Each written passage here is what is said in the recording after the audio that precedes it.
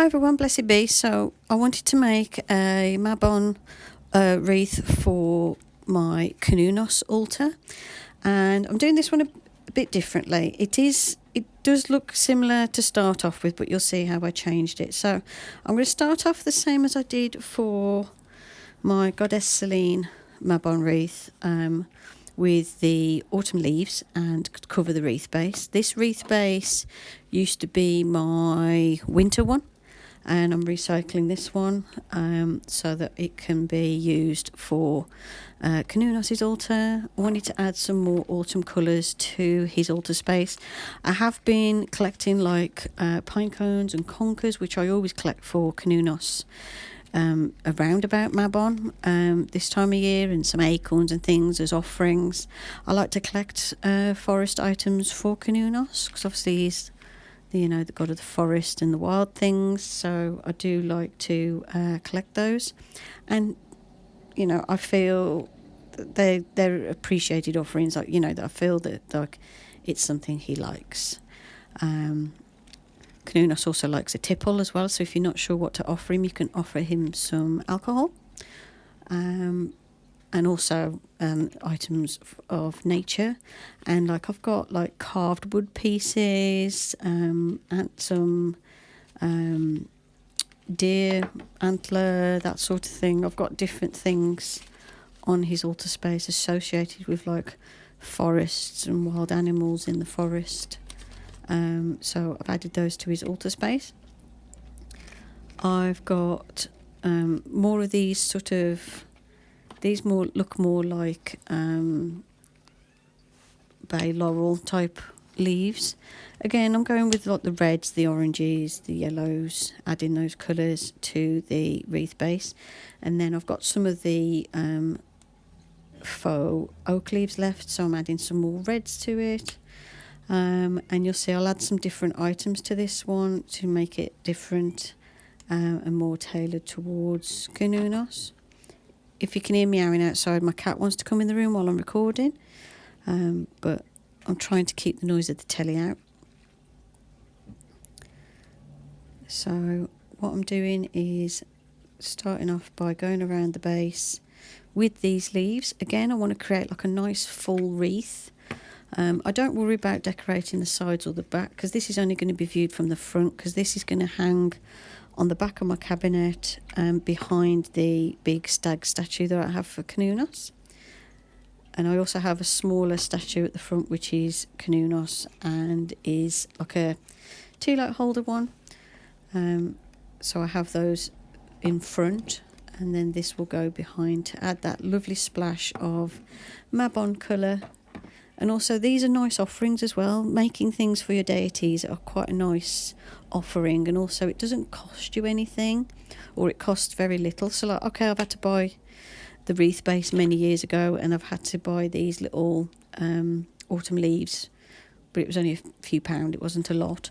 But you can just use stuff around the house and make things for your deities. They appreciate things being made for them because it shows thought, and it shows that you're thinking about them, and that you want to make stuff for them and please them. They do accept homemade things as well. You don't have to go and spend a load of money buying loads of different things. It's not necessary. So I'm going to add some of these red berries to the wreath as well. Any white bits that are showing is the polystyrene showing through from the berries, where I've broke them off the other branch, and I'll cover that up later on with some more berries. So I'm just going to add those. And I've only got a few little sprigs left because I used obviously the majority of them on the Selene one, because I wanted that sort of full red berry autumn colour look for her wreath base, for her wreath. And these are nice. What you can do with the wreaths, like I've done with mine, is you can either have them behind your deity statue, or you can have them lying flat, and then your deity statue is sitting in the middle. It just adds like a nice splash of colour and brings those that Mabon sort of vibes into your altar space and decorates it, makes it look really nice for Mabon.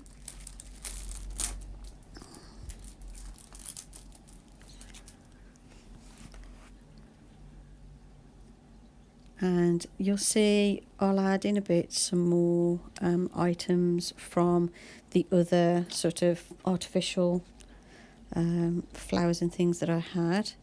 The one bunch was all leaves, a fake pumpkin, some fake pine cones, and a few berries, and it was like a nice little mix, and I wanted to use those and incorporate those colours into this.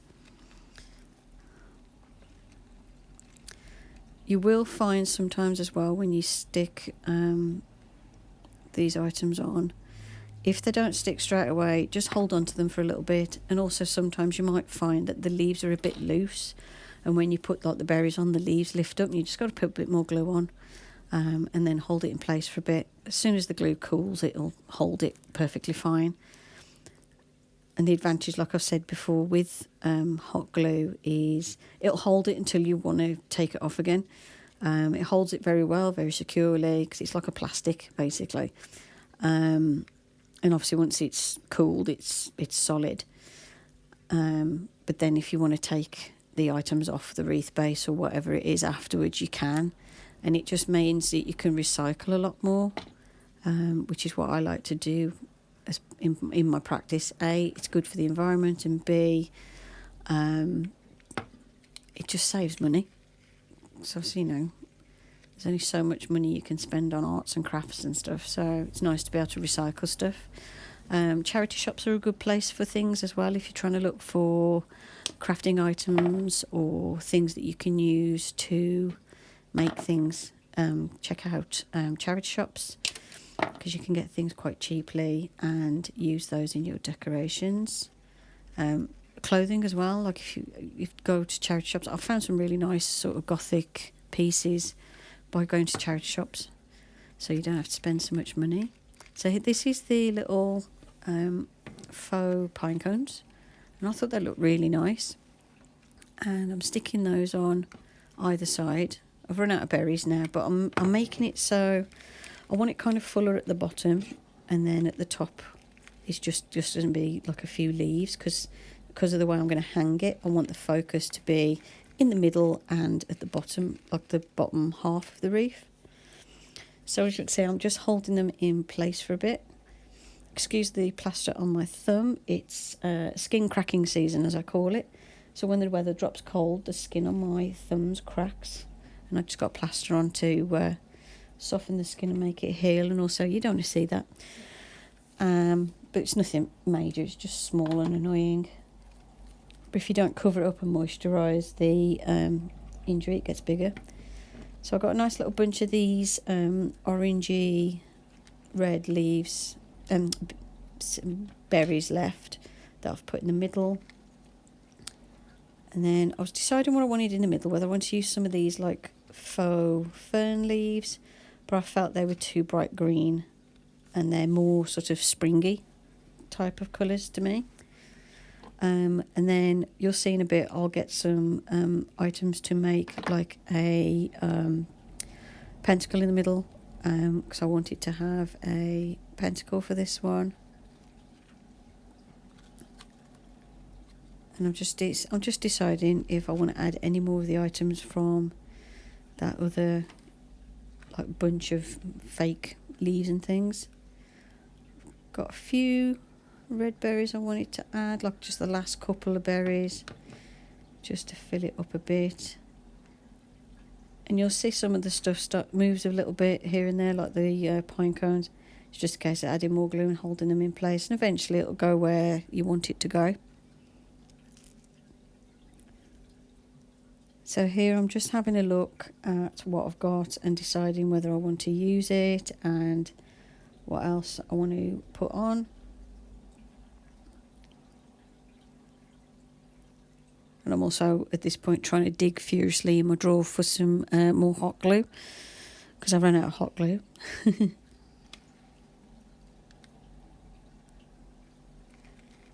I need that pine cone to kind of stick forward a bit more, so I'm going to add some more glue and just hold it in place and force it to stick where I want it to stick.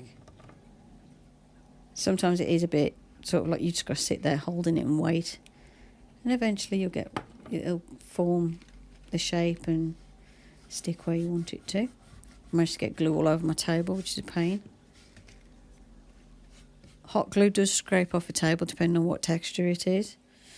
So if you've got like a scraper to hand, it will come off once it's cooled. I think it marked the green on my table a little bit because it's almost like a sticker. That is that green. It's like something put on to protect the desk. Oh, I found some more of these berries. So I'm just deciding how I want to add them to the wreath. Do I want to bunch them together? Do I want to leave them separate? Do I want to hang them upside down or front ways? And what I'll do, you'll see I'll stick this down, and once I get it where I want it to be, that extra bit of stem that's sticking up, I just trim it off. If you've got like a nice little pair of wire snips, they come very useful when you're using fake flowers for things, because they have wire in the middle for stability. So in the end I cut a big chunk of that stem off, because that stem was a pain. And then I'm just sticking these berries on. I hadn't got enough to go all the way around, so I just stuck some at the bottom and some at the top.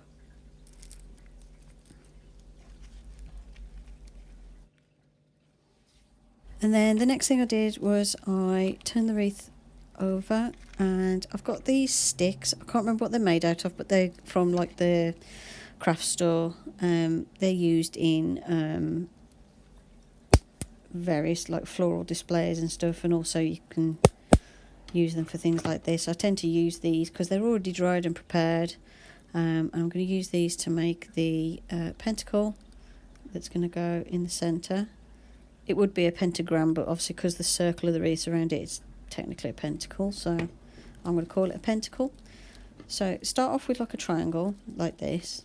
I'll show you how to arrange the sticks to make it. And obviously I want it so it's viewable from the front. So I'm making sure that where I put the sticks, they're going to be visible in that centre space. And then what you want is you want a stick to go across like this. So you make like a letter A. And you put the stick so it's a little higher up than you would if you were making a letter A, as opposed to the middle. And then what you do is you join the bottom right to the top left and the bottom left to the top right, and that makes the pentagram, which will obviously form the pentacle of this wreath. So I'm just measuring up the stick and snapping the stick off to the right size and then gluing it in place. I'd normally put like a little dab of glue first just to position, and then put plenty of glue in the middle and in the corners just to make sure it all holds into place. Try and get sticks as well that are like, the reason I got these from the craft store is so I can have them where they're all pretty even lengths and thicknesses, because that's what you want when you're trying to use sticks to make a pentacle, because you want it to be as even as possible. I'm just going to add a bit more glue there.